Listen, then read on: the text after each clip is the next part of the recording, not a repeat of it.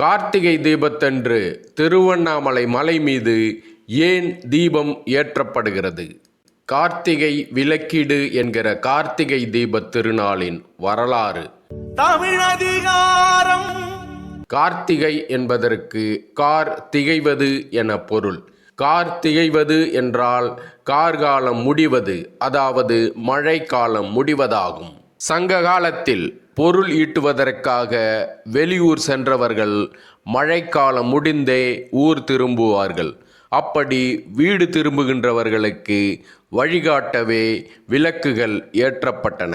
கார்த்திகை விளக்கீட்டின் பொழுது அக்காலத்தில் குப்பை மேட்டில் விளக்கு ஏற்றுவார்கள். இதற்கு குப்பை கார்த்திகை என்கிற பெயரும் உண்டு. குப்பை என்கிற சொல்லை தற்பொழுது கழிவுகள் என்கிற பொருள்பட தவறாக பயன்படுத்தி கொண்டிருக்கிறோம்.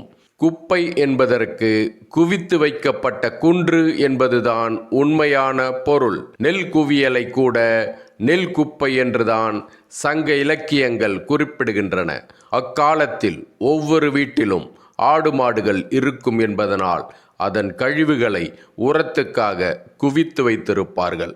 உயரமான இடத்தில் விளக்கேற்றினால் தூரத்தில் வருபவர்களுக்கு கலங்கரை விளக்கு போல ஊர் இருக்கும் இடத்துக்கு அந்த விளக்குகள் வழிகாட்டிகளாக விளங்கும் என்பதனால் குப்பை மேட்டின் மீது விளக்கேற்றினார்கள். அனைவரும் வீடு திரும்பும் வரை பல நாட்கள் இந்த விளக்குகளை ஏற்றுவார்கள். அப்படி குப்பை மீது விளக்கேற்றுகிற வழக்கம்தான் பிறகு குன்றின் மீது விளக்கேற்றுகிற வழக்கமாக மாறியது. அந்த வழக்கத்தின் தொடர்ச்சியாகவே திருவண்ணாமலை தீபம் திகழ்கிறது. இந்த கார்த்திகை விளக்கீடு சங்க காலத்தில் ஆரல் விளக்கீடு என அழைக்கப்பட்டது. ஆல் என்கிற விண்மீன் கூட்டம் வானில் தோன்றும் காலம் அது. ஆல் என்பதுதான் ஆரல் ஆனது. இந்த ஆரல் விண்மீன் கூட்டம் வானில் தோன்றும் பொழுது மழைக்காலம் முடிவுக்கு வருகிறது என்பதை தமிழர்கள் அறிந்து வைத்திருந்தார்கள்.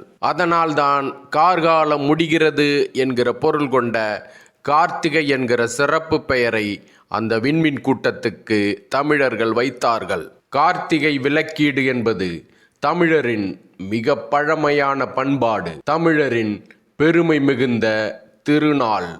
தமிழதிகாரம் இது உலகத்தின் முதலதிகாரம்.